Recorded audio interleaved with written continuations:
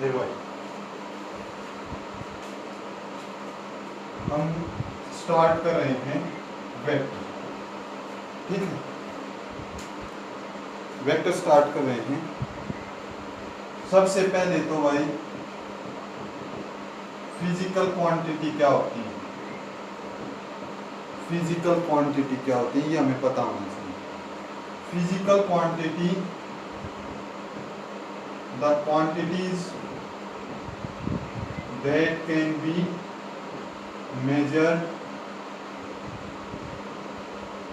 with an instrument,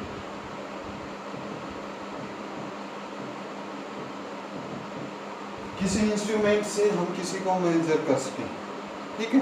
किसी instrument से किसी को मेजर कर सकें, वो क्या कही जाएगी, फिजिकल क्वांटिटी, ठीक है। आया समझ में।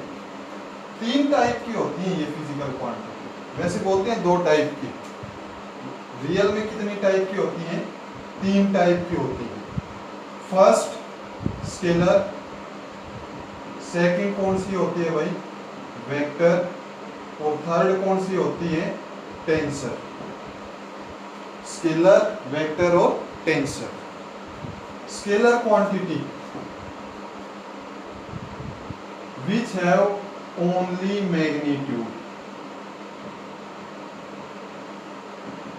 जिसके पास क्या होगा, केवल और केवल मैग्नीट्यूड होगा, उसको क्या कहेंगे हम, स्केलर क्वांटिटी, ठीक है।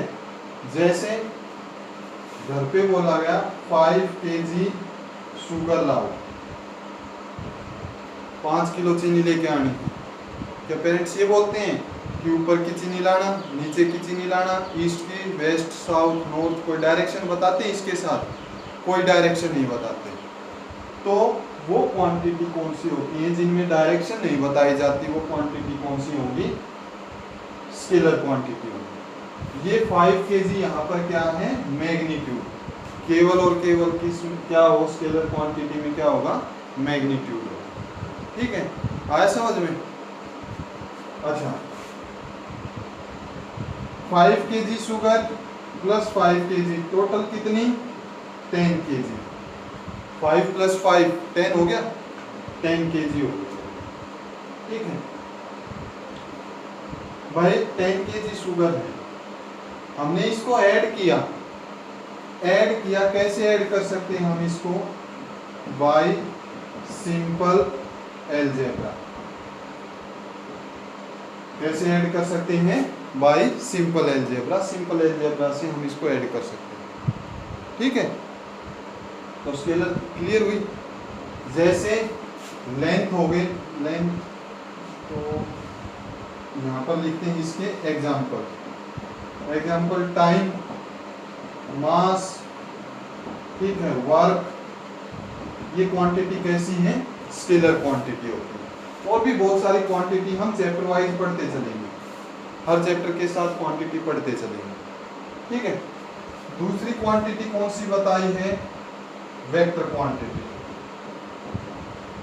वेक्टर क्वांटिटी क्या होती है, जिसके पास मैग्नीट्यूड एंड डायरेक्शन, क्या होगा भाई, इसके पास मैग्नीट्यूड भी होगा और डायरेक्शन भी होगा, मैग्नीट्यूड भी है और डायरेक्शन भी है।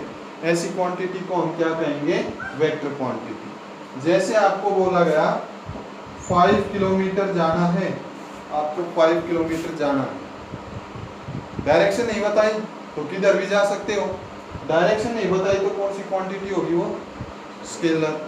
अब इसके साथ ये कह दिया कि 5 kilometre towards east, 5 kilometre towards east, क्या बता दी इसके साथ, ये तो मैग्नीट्यूड हो गया, साथ में डायरेक्शन लगा दी, ये क्या हो जाएगा, वेक्टर होगा या नहीं होगा, ठीक है। और एक चीज ध्यान रखना, हम वेक्टर को अपनी मर्जी से नहीं जोड़ सकते, इनके अलग रूल होंगे, वेक्टर एडिशन के रूल्स अलग होते हैं। Vectors can not be added bye simple algebra, simple algebra का यूज करके हम इसको ऐड नहीं कर सकते, समझ में आया। वेक्टर्स को हम सिंपल अलजेब्रा का यूज करके ऐड नहीं कर सकते। जैसे 5 kg या 5 kg नहीं भाई, 5 न्यूटन प्लस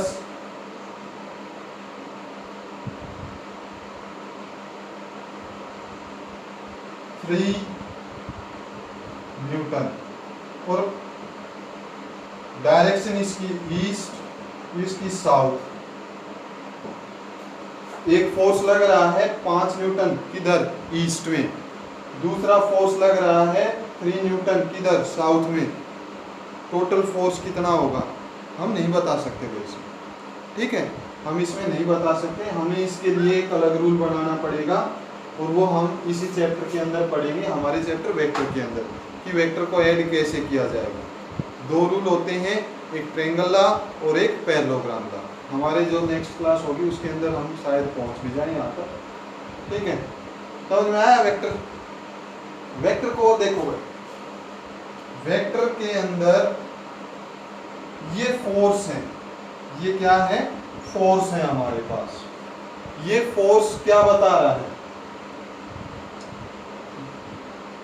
फोर्स एक वेक्टर क्वांटिटी है, ठीक है, ये वेक्टर क्वांटिटी है, हम तो कह रहे हैं कि ये वेक्टर क्वांटिटी है, बट ये भी एक टाइम को देखो t, हमने t भी लिख दिया और f भी लिख दिया, दोनों लिख दिए, दोनों लिख दिया हमने। अब इसके अंदर हमें ये नहीं पता कि स्केलर है या वेक्टर है, कौन सा है, तो वेक्टर क्वांटिटी को रिप्रेजेंट करने के लिए हम उसके ऊपर क्या लगाते हैं, एक एरो लगाएंगे। वेक्टर क्वांटिटी को रिप्रेजेंट करने के लिए हम क्या लगाएंगे, उसके ऊपर एक एरो लगाएंगे, ठीक है। जिसके ऊपर भी ये एरो लग जाए वो क्वांटिटी कौन सी होगी, वेक्टर क्वांटिटी होगी, ठीक है। ये वेक्टर की ये जो एरो है, इस एरो को ये तो हमारा क्या हो जाएगा, हेड, ठीक है, एरो हेड बोलते हैं, ठीक है। और ये पॉइंट जो होता है इसको क्या कहते हैं, टेल, इसको क्या कहते हैं, हेड, और इसको क्या कहते हैं, टेल। और ये जो है इसको हम कहते हैं length of arrow head, length of arrow head, arrow head की लेंथ। समझ में आई? ये भी एक वेक्टर का साइन है, यहाँ पर लेंथ कम है, यहाँ पर लेंथ ज्यादा है, इसका मीन्स ये वेक्टर बड़ा है और ये वेक्टर कैसा है, छोटा वेक्टर। समझ में आ गया? फिर इसके बाद स्टूडेंट्स हमारा नेक्स्ट टॉपिक कौन सा बचता है, तीसरी क्वांटिटी हमारी रहती है टेंसर। थर्ड क्वांटिटी कौन सी है, टेंसर। भाई टेंसर क्या होगा, जिसके अंदर मैग्नीट्यूड, ठीक है, मैग्नीट्यूड तो होगा बट डायरेक्शन चेंज करेंगे, बट डायरेक्शन अगर हम चेंज करते हैं तो मैग्नीट्यूड चेंज हो जाता है। ये इसकी डेफिनेशन को हम ऐसे लिख सकते हैं, with change in direction, change in direction magnitude changes, magnitude क्या हो जाता है, चेंज हो जाता है। डायरेक्शन चेंज होने के साथ साथ क्या चेंज हो जाए, मैग्नीट्यूड चेंज हो जाए, उसको क्या कहेंगे हम, टेंसर क्वांटिटी कहेंगे। इसका एग्जांपल आपने क्लास 10th में पढ़ा है करंट, क्लास 9th में पढ़ा है प्रेशर, ठीक है, और एक आएगा हमारा मोमेंट ऑफ इनर्शिया, ठीक है। नेक्स्ट आगे पढ़ेंगे moment of inertia 5th unit में, तब आपको समझ में आया मोमेंट ऑफ इनर्शिया क्या होता है। तो ये 3-4 एग्जांपल बताए हैं, इनके अंदर देखो टेंसर का एग्जांपल कैसे होता है। भाई ये हमारे पास 2 वायर हैं, इधर से 3 एम्पियर करंट आया, इधर से कितना करंट आया, 3 एम्पियर, इधर से 7 एम्पियर का करंट आया। यहाँ इस वायर के अंदर से टोटल कितना करंट जाएगा भाई, 10 एम्पियर जाएगा या नहीं जाएगा। अब क्या किया मैंने यहाँ पर, ये 3 एम्पियर जो करंट था ना, ये 3 एम्पियर करंट था, ये यहाँ से 3 आ रहा था, यहाँ से 7 आ रहा था, ठीक है। इस 3 एम्पियर की डायरेक्शन चेंज कर दी। क्या किया? डायरेक्शन चेंज कर दी। तो अब यहाँ से कितना करंट आएगा? 4 एम्पियर आएगा या नहीं आएगा? ठीक है, तो हमने डायरेक्शन चेंज की, क्या चेंज हो गया? मैग्नीट्यूड चेंज हुआ या नहीं हुआ? तो डायरेक्शन के साथ अगर मैग्नीट्यूड चेंज हो जाए तो उसको क्या कहेंगे हम? टेंसर क्वांटिटी कहेंगे। समझ में आ गया? तो अब हमें क्या पढ़ना है इस चैप्टर के अंदर? वेक्टर्स पढ़ने हैं। क्या पढ़ने हैं? वेक्टर पढ़ने हैं। तो वेक्टर के अंदर साइन समझ में आया? ये साइन होगा टेल, ये क्या हो जाएगा? हेड, और इस लेंथ को क्या कहेंगे हम? Length of arrow head. Clear? ठीक है। फिर स्टूडेंट्स इसके बाद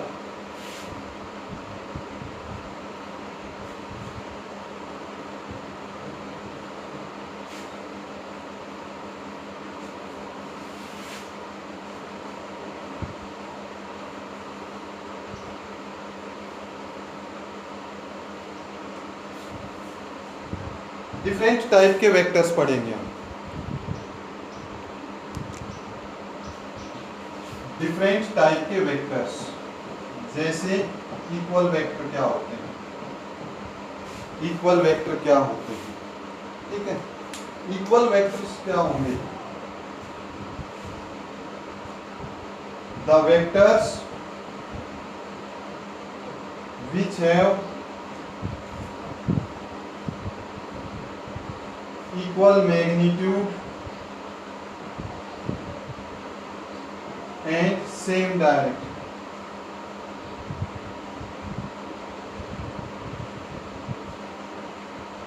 सेम डायरेक्शन। वो वेक्टर जिनके अंदर मैग्नीट्यूड कैसा हो? इक्वल हो, और डायरेक्शन भी कैसी हो? सेम डायरेक्शन हो। उन वेक्टर्स को हम क्या कहते हैं? Equal vectors. इसका एग्जांपल ये हो सकता है, ये दो वेक्टर्स हैं, दोनों की लेंथ इक्वल है। ये वेक्टर ए है, ये वेक्टर बी है। ये दोनों वेक्टर कैसे वेक्टर हैं? लेंथ देखो दोनों की इक्वल है, ठीक है। डायरेक्शन भी कैसी है? सेम है। तो इसको हम क्या कह सकते हैं? This is known as equal vector. This is equal vector, ठीक है। मैग्नीट्यूड देखो, मैग्नीट्यूड कैसे निकालते हैं? ये तो हो गया हमारा किसका साइन भाई? वेक्टर का साइन हो गया।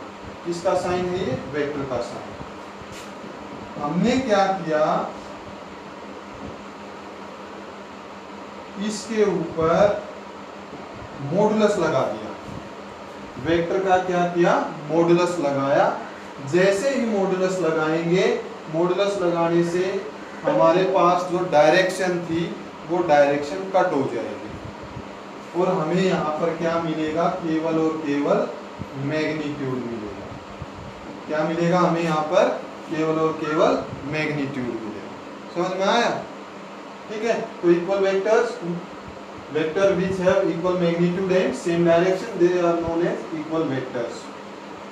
कोई भी वेक्टर ए था, मैग्नीट्यूड कैसे निकालते हैं? ए वेक्टर था, हमने क्या किया? उसके ऊपर मॉडुलस का साइन लगाया। मॉडुलस क्या करता है? डायरेक्शन को खत्म कर देता है। मॉडुलस क्या करेगा? डायरेक्शन को खत्म करेगा। तो जैसे ही मॉडुलस लगाया, ये डायरेक्शन खत्म हो गई, तो हमारे पास केवल और केवल क्या आया? अब मैग्नीट्यूड आया। क्या आया है? मैग्नीट्यूड आया। समझ में आया? जस्ट इसका ऑपोजिट होता है अनइक्वल। दूसरा हमारे पास क्या है? Unequal vectors.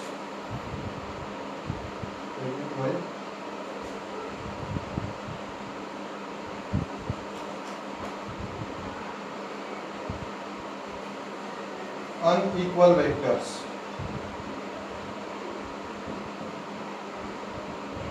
अनइक्वल वेक्टर क्या होंगे भाई? अनइक्वल वेक्टर के लिए क्या है? दो वेक्टर जिनका मैग्नीट्यूड कैसा होगा, अनइक्वल वेक्टर्स, या इसको हम कहते हैं अनइक्वल की बजाय negative vectors. Negative vectors, negative vector क्या होंगे? The vectors which have same magnitude and जिनका मैग्नीट्यूड कैसा होगा? Same. which have same magnitude but opposite direction, same magnitude but opposite direction। Direction कैसी होगी? अपोजिट होगी। जैसे हमने ये लिया था ए और बी, ये ए वेक्टर की direction towards right hand side है, ये बी वेक्टर सेम लेंथ का, बट इसकी डायरेक्शन कैसी है? उल्टी डायरेक्शन है, लेफ्ट हैंड में है। ए की डायरेक्शन किधर थी? राइट में। बी की डायरेक्शन किधर है? लेफ्ट में। तो ये दोनों वेक्टर्स क्या होंगे? मैग्नीट्यूड तो इक्वल है बट डायरेक्शन ऑपोजिट है। तो हम यहाँ पर ये कहेंगे कि ए बी का क्या है? नेगेटिव वेक्टर, या बी ए का क्या है? Negative vector. ए बी का नेगेटिव वेक्टर या बी ए का नेगेटिव वेक्टर। समझ में आया? इसके अंदर ये क्या बता रहा है भाई? मॉडुलस, मॉडुलस लगाते ही क्या बन गया? मैग्नीट्यूड। मैग्नीट्यूड तो दोनों का इक्वल है, बट अगर इसको वेक्टर फॉर्म में लिखेंगे तो A vector is equal to minus B vector. A vector is equal to minus B vector means दोनों सेम है, बट डायरेक्शन कैसी है? नेगेटिव किसके लिए आया है? डायरेक्शन के लिए आया है, तो ये नेगेटिव हो गया। समझ में आया सभी को? नेक्स्ट वन, पैरेलल वेक्टर्स क्या होते हैं?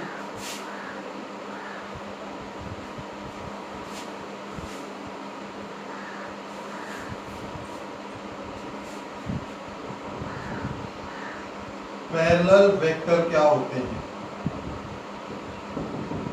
पैरेलल वेक्टर क्या होते हैं? Two vectors having same direction, दो वेक्टर जिनके अंदर डायरेक्शन कैसी रहेगी? Same direction, but there magnitude can be equal और नॉट। उनका मैग्नीट्यूड इक्वल भी हो सकता है और इक्वल नहीं भी हो। ठीक है, जैसे ये ए वेक्टर, ये बी वेक्टर, क्या ये इक्वल वेक्टर हैं? इक्वल वेक्टर नहीं है। इक्वल वेक्टर के लिए क्या कंडीशन थी? दोनों का मैग्नीट्यूड कैसा होना चाहिए? इक्वल होना चाहिए। ठीक है, पैरेलल वेक्टर के अंदर क्या होता है? दो वेक्टर होने चाहिए, ठीक है, सेम डायरेक्शन में होने चाहिए, उनका मैग्नीट्यूड इक्वल हो या ना हो, ठीक है, और इनके बीच में एंगल कितना होगा भाई? 0। कोई भी दो लाइन है, दोनों एक दूसरे के पैरेलल जा रही हैं, ठीक है, उनके बीच में एंगल कितना होता है? 0 होता है या नहीं होता? तो पैरेलल वेक्टर्स के अंदर हमेशा एंगल कितना मिलेगा?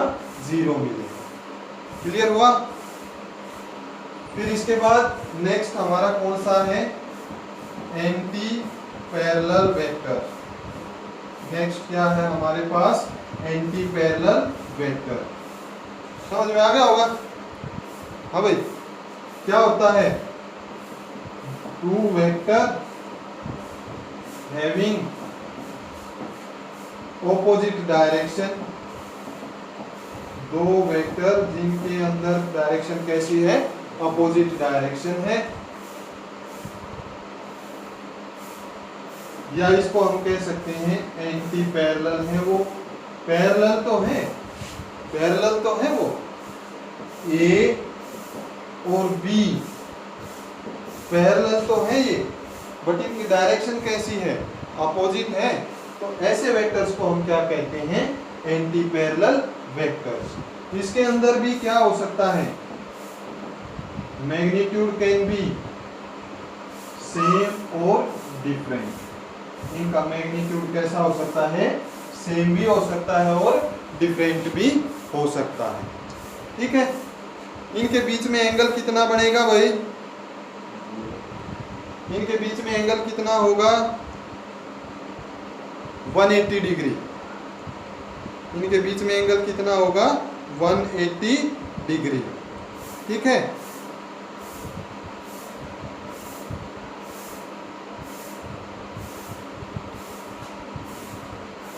One 180 degree. देखो एक डायरेक्शन ये है, एक डायरेक्शन ये है, दूसरी डायरेक्शन ये है।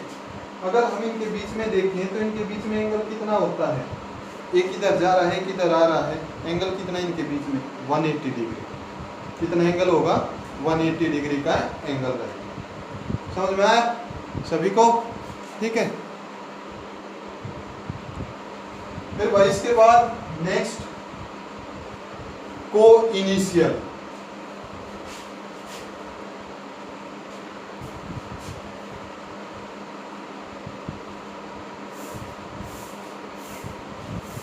को इनिशियल वेक्टर्स, नाम से पता चल रहा है को इनिशियल वेक्टर्स। ठीक है, मीन्स इनिशियल पॉइंट सेम हो भाई, मतलब जहां से वेक्टर स्टार्ट हो रहे हैं ना वो सभी का एक ही पॉइंट हो, उनको क्या कहेंगे हम, को इनिशियल वेक्टर्स। जैसे ये एक पॉइंट है, इस पॉइंट से ए वेक्टर इधर आया, बी वेक्टर इधर आया, सी वेक्टर इधर आया, इधर डी आया, और बोर्ड से बाहर भी आ रहा है एक वेक्टर ई, और बोर्ड के अंदर भी जा रहा है। ठीक है, बहुत सारे वेक्टर चारों तरफ जा रहे हैं, बट सभी का स्टार्टिंग पॉइंट कैसा है, सेम है। तो इस वेक्टर को हम क्या कहते हैं, को इनिशियल वेक्टर। क्या कहेंगे हम इस वेक्टर को, को इनिशियल वेक्टर कहेंगे। क्लियर? ठीक है, तो कोई इनिशियल वेक्टर का क्या बताओगे भाई, जिनका इनिशियल पॉइंट कैसा हो, सेम हो। इनिशियल पॉइंट कैसा हो, सेम हो। फिर इसके बाद है कॉन्क्वेंट वेक्टर्स। कॉन्क्वेंट वेक्टर्स, कॉन्क्वेंट वेक्टर्स क्या होते हैं,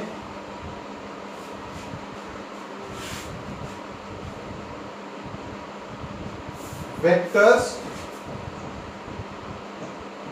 वो वेक्टर जो एक पॉइंट से पास हो रहे हैं, वो वेक्टर, ध्यान से समझना भाई, वो वेक्टर जो एक पॉइंट से पास हो रहे हैं उनको हम क्या कहते हैं, कॉन्ग्रुएंट वेक्टर्स।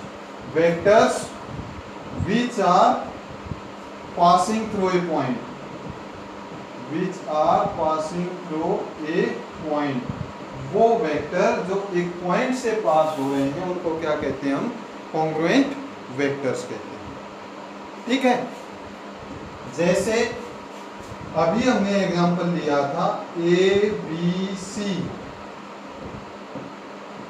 क्या ये तीनों वेक्टर कॉन्ग्रुएंट वेक्टर हैं? ये तीनों वेक्टर कॉन्ग्रुएंट वेक्टर हैं, क्योंकि ये एक पॉइंट से पास हो रहा है या नहीं हो रहा, और ये भी इस पॉइंट से पास हो रहा है या नहीं हो रहा, और ये वेक्टर भी इस पॉइंट से पास हो रहा है या नहीं हो रहा। हो रहा है भाई। यहाँ पर आप इसको इस तरह से समझ सकते हो कि ये वेक्टर हमारे पास ए था, ये वेक्टर हमारे पास बी है, और ये वेक्टर हमारे पास सी है। हमने क्या किया,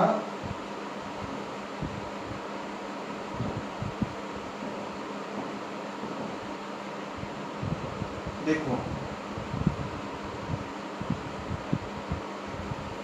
ये तीनों एक इस पॉइंट से जा रहे थे या नहीं जा रहे थे? अगर हम इनकी लेंथ को बढ़ाते हैं तो ये इस पॉइंट से जाएंगे या नहीं जाएंगे? जाएंगे। ये इससे पॉइंट से जाएगा या नहीं जाएगा? ये इस पॉइंट से जाएगा या नहीं जाएगा? तो ऐसे जो वेक्टर होते हैं इन वेक्टर्स को हम क्या कहते हैं, कॉन्ग्रुएंट वेक्टर्स कहते हैं। तो vectors which are passing through a point और अपीयर्स टू, देखो एक्चुअल में नहीं जा रहे थे, ये एक्चुअल में नहीं जा रहे थे, बट हमने जब इनकी लेंथ को बढ़ाया तो ये जाएंगे या नहीं जाएंगे, तो उसको क्या कहते हैं, appears to, appears to pass through a point,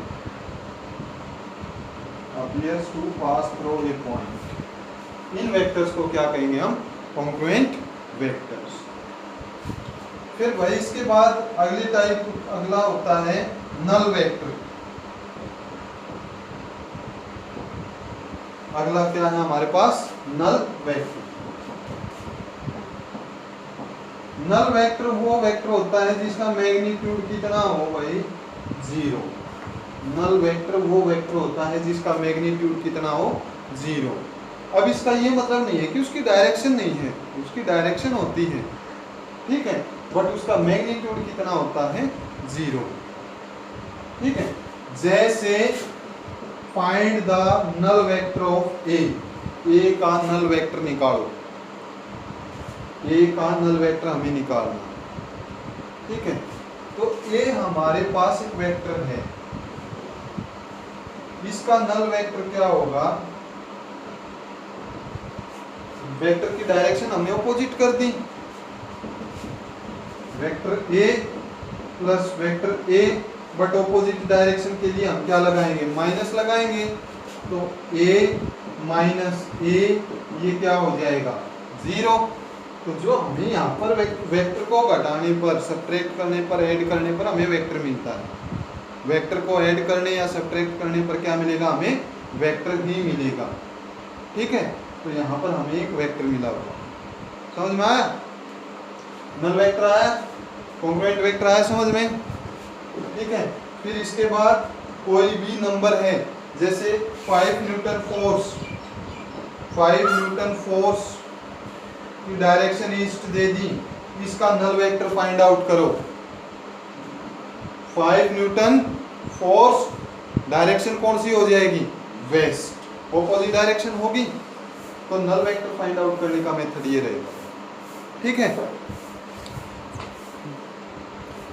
फिर इसके बाद हम एक नेक्स्ट टॉपिक, नेक्स्ट बड़ी इंपॉर्टेंट डेरिवेशन या सॉरी डेफिनेशन करने जा रहे हैं। वो डेफिनेशन जो हमारी होगी, वो डेफिनेशन होगी भाई यूनिट वेक्टर। वो डेफिनेशन कौन सी होगी हमारी, यूनिट वेक्टर। ध्यान से समझना भाई, यूनिट वेक्टर। यूनिट वेक्टर वो वेक्टर होता है जिसका मैग्नीट्यूड कितना हो, 1 हो।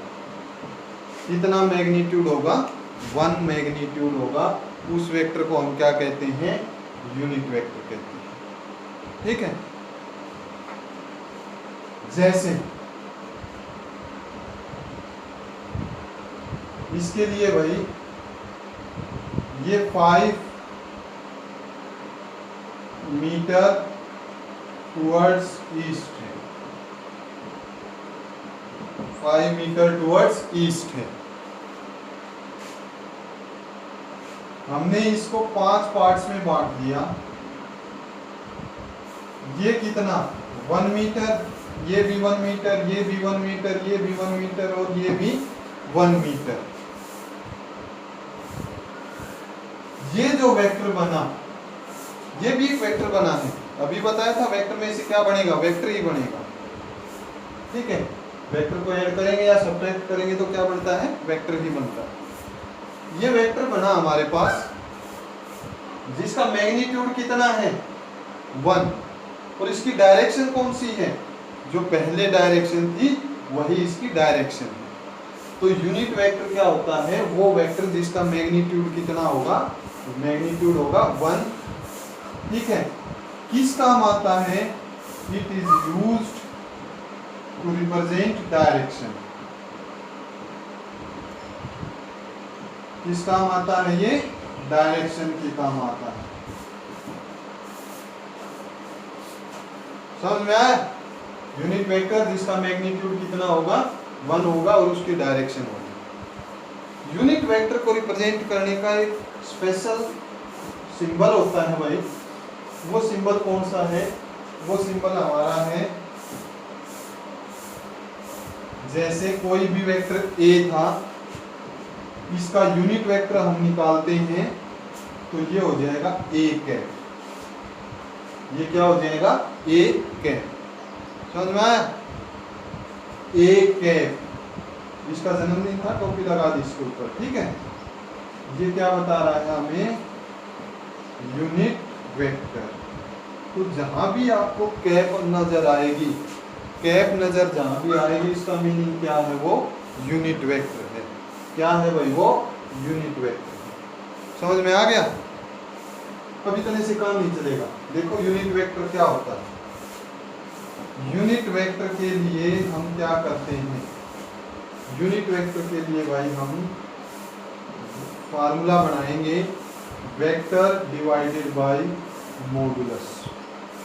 वेक्टर डिवाइडेड बाय मॉडुलस या मैग्नीट्यूड कह सकते हैं, ठीक है।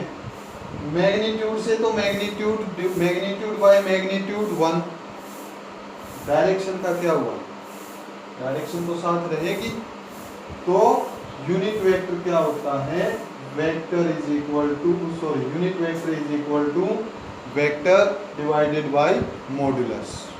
वेक्टर डिवाइडेड बाय क्या आएगा? मॉडुलस आएगा। इसको और समझो भाई, ठीक है।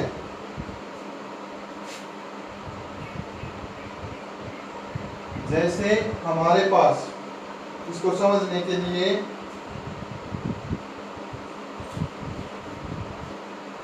एक छोटे से डेफिनेशन करते हैं हम, जब न्यूमेरिकल करते हैं। हमारे पास कोई एक वेक्टर A है, इस वेक्टर का वैल्यू दे रखी है 2i plus 3j, 2i plus 3j, ठीक है। 2i plus 3j। I के ऊपर क्या है? कैप। J के ऊपर क्या है? कैप है। मीन्स ये किसको रिप्रेजेंट कर रहे हैं? किसको रिप्रेजेंट कर रहे हैं? कैप लगा दी तो ये किसको रिप्रेजेंट कर रहे हैं भाई? यूनिट वेक्टर को रिप्रेजेंट कर रहे हैं। किसको रिप्रेजेंट करेंगे? Unit vector. अब इसके बाद देखो, A वेक्टर था, हमें क्या निकालना है? पहले तो इसका मॉडुलस निकालना सीखो। मॉडुलस कैसे निकाला जाता है भाई? मॉडुलस के लिए क्या होता है? मॉडुलस के लिए होता है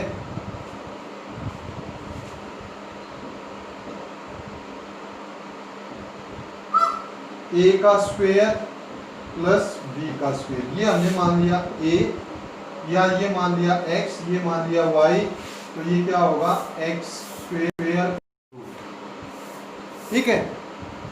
X स्क्वायर Y स्क्वायर, ये X ये Y, ये क्या है? Unit vector. इनका मैग्नीट्यूड कितना? 1, ठीक है।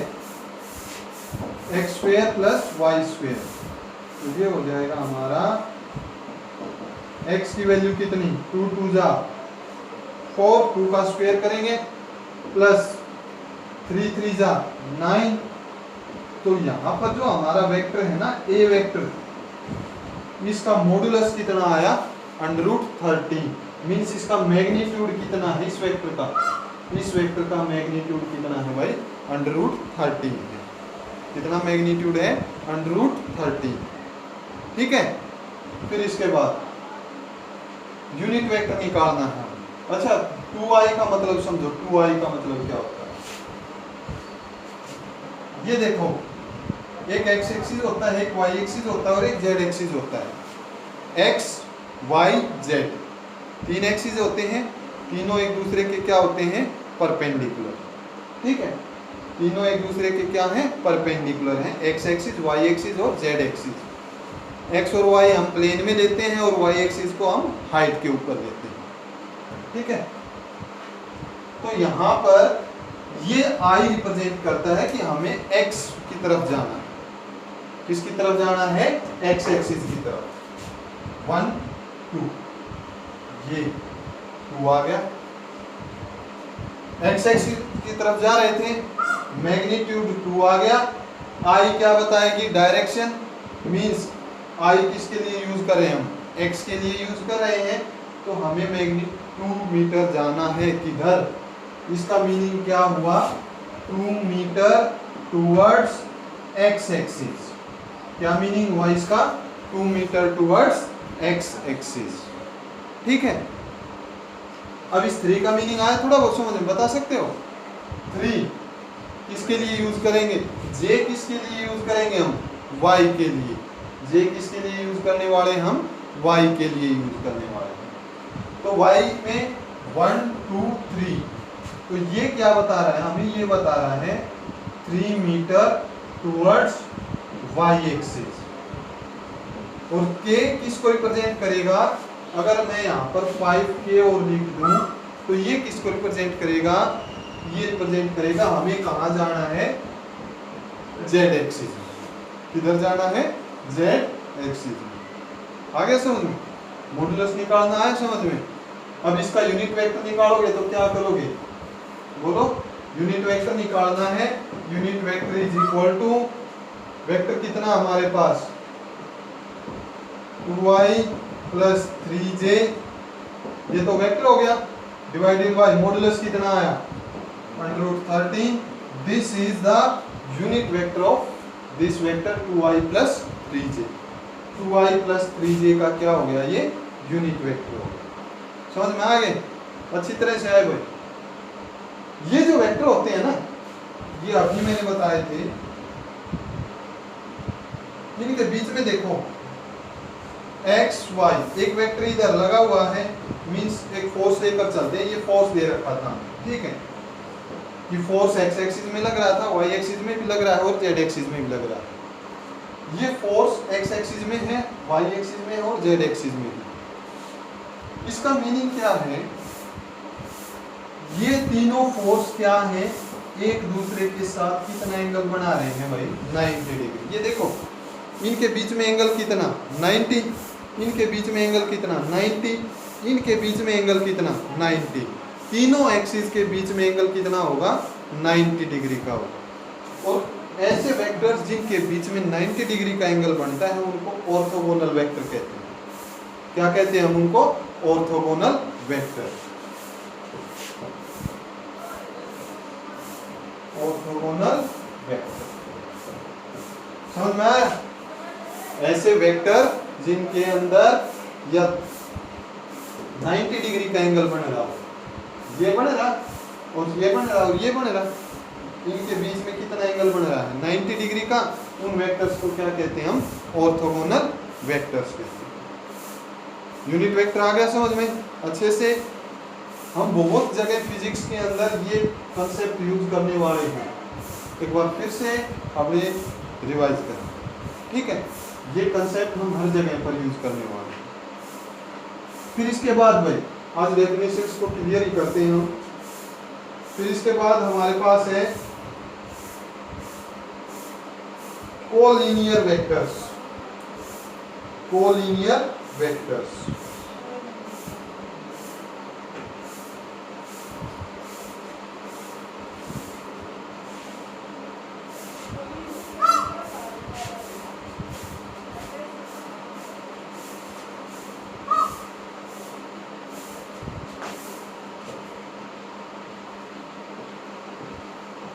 Collinear vectors.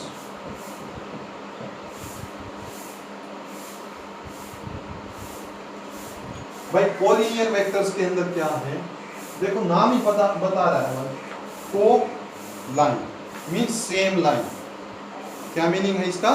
Same line. ये एक वेक्टर है और ये एक वेक्टर है, दोनों सेम लाइन में तो हैं, ठीक है?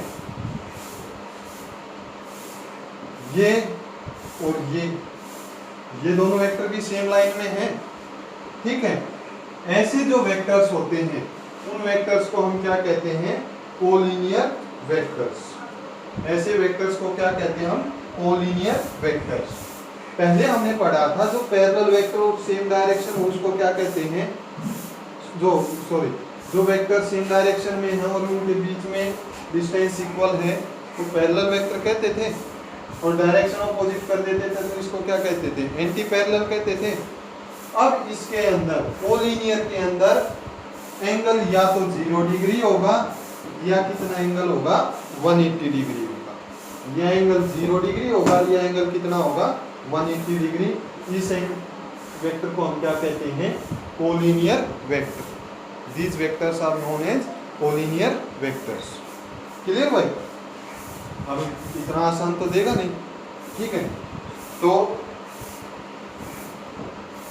एक वेक्टर दे दिया, कंपटीशन का पॉइंट क्वेश्चन है भाई, ध्यान से समझना। एक वेक्टर दे दिया 2i plus 3j plus 4k। दूसरा वेक्टर दे दिया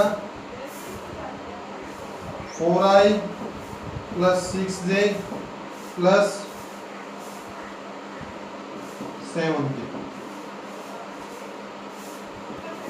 सॉरी 8k। ठीक है, ये क्वेश्चन दे दिया और ये बताना है कि show that these are collinear vectors. ये कोलिनियर वेक्टर्स हैं। तो भाई कोलिनियर वेक्टर कब होंगे, कोलिनियर वेक्टर होंगे, ये हमने x1 मान लिया, ये हमने y1 मान लिया और ये क्या मान लिया z1। ये x2, ये y2 और ये क्या मान लिया z2। ठीक है, तो कोलिनियर वेक्टर्स कब होंगे, जब कोलिनियर वेक्टर्स के लिए कंडीशन है भाई हमारे पास x1 by x2 is equal to y1 by y2 is equal to z1 by z2 is equal to modulus of vector A divided by modulus of vector B। A और B के modulus का जब हम ratio निकालें वो किसके equal आनी चाहिए, x1 by x2 के। 2 by 4, 3 by 6, 4 by 8, तीनों की रेशियो सेम आएगी या नहीं आएगी। ठीक है, और इनका मॉडुलस भी किस रेशियो में आना चाहिए, जो रेशियो इनकी बन रही है। अगर ये कंडीशन सेटिस्फाई होगी तो उन वेक्टर्स को हम क्या कहेंगे भाई, कोलिनियर वेक्टर्स। क्या कहेंगे हम इनको, कोलिनियर वेक्टर्स। ठीक है, आ गया समझ में। कोलिनियर वेक्टर्स के बीच में एंगल कितना होना चाहिए, 180 डिग्री। कोलिनियर के बीच में एंगल कितना होगा, 180 डिग्री का। ठीक है।